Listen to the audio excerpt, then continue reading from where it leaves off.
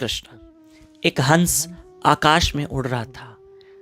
आकाश में उड़ते उड़ते उड़ते उसने एक धरती पर एक जगह पर सुंदर नज़ारा देखा और वो हंस नीचे आया जहाँ पर बहुत सुंदर फूल खिले हुए थे। बीच में एक सुंदर तालाब था और स्वच्छ जल था और वो हंस जो सफ़ेद रंग का होता है वो उस तालाब के किनारे बैठ गया और बहुत शीतल हवा चल रही है, वायु चल रही है। वो हंस बड़ा आनंद ले रहा है, मज़े में बैठा था ऐसे। और कमल के फूल उस तालाब पे खिले हुए हैं।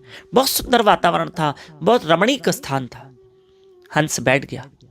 ऐसे में हंस का ध्यान गया। ध्यान से सुनिएगा कि हंस ने देखा कि उस सुंदर तालाब में एक बत्तख तैर रही है।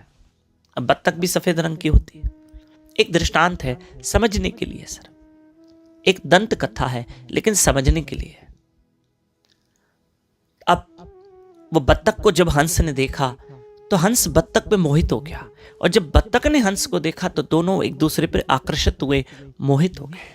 याद रखिएगा, प्यार कहीं नहीं है, हर जगह आकर्षण है, बस अट्रैक्शन है और कुछ नहीं।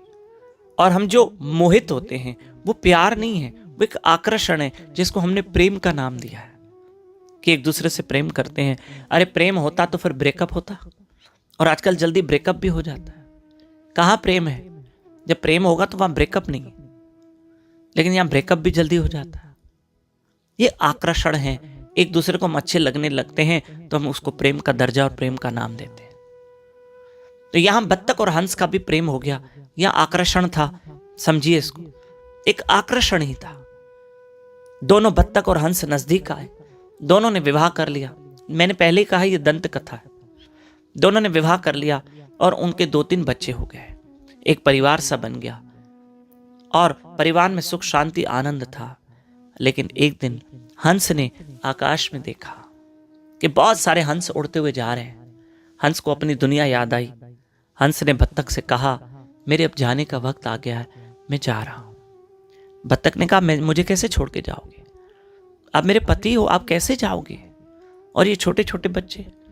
बोला, अब मेरा जाने का वक्त है, मैं जा रहा हूं। बत्तख रोने लगी, बच्चे रोने लगे, पिताजी पिताजी करने लगे। ऐसे में हंस आकाश में उड़ा। बत्तख ने कहा, मैं भी चलूंगी। उसके पीछे बत्तख उड़ी, उसके बच्चे उड़े। पर क्या हुआ? हंस अपनी दुनिया में चला गया। बत्तख जितनी उड़ सकती थी, उसके पैरों में जितनी जान थी उतना उड़ी और रोते रोते वापस आ गई। और बच्चे उससे ज्यादा उड़े पर वो भी वापस आ गए। हंस अकेला अपनी दुनिया में चला गया।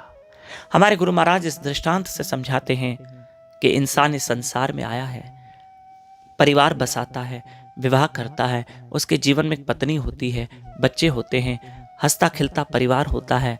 पर एक दिन उस इंसान को जाना पड़ता है। कोई हमें जाने देगा नहीं, सब रोएंगे, मत जाओ मत जाओ, हमारी दुनिया को छोड़ के क्यों जा रहे हो? लेकिन हम सब उस हंस की तरह हैं जो इस ऊपर की दुनिया में चले जाएंगे। हाँ, जैसे बत्तख बत्तख जो उड़ी वो कहां तक उड़ी? थोड़ा ही उड़ पाई। ऐसे पत्नी घर के चौखट तक चलेगी, बच्चे शमशान तक चलेंगे, स्त्री चौखट तक ही रहेगी और बच्चे, क्योंकि स्त्री चौखट के आगे नहीं जा सकती, ये मर्यादा नहीं है, और बच्चे शमशान तक चलते हैं। बाकी उसके बाद जाने वाला अकेला चला जाता है। न चिट्ठी न कोई संदेश, जाने वो कौन सा देश जहां तुम चले गए। वो हंस की तरह अकेले चले जाते हैं और बच्चे शमशान तक चलते हैं, पत्नी चौखट तक रहती है।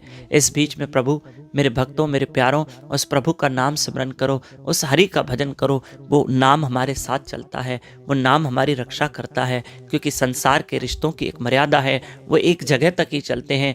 आगे हमारे साथ कौन जाएगा? वो हरि का नाम।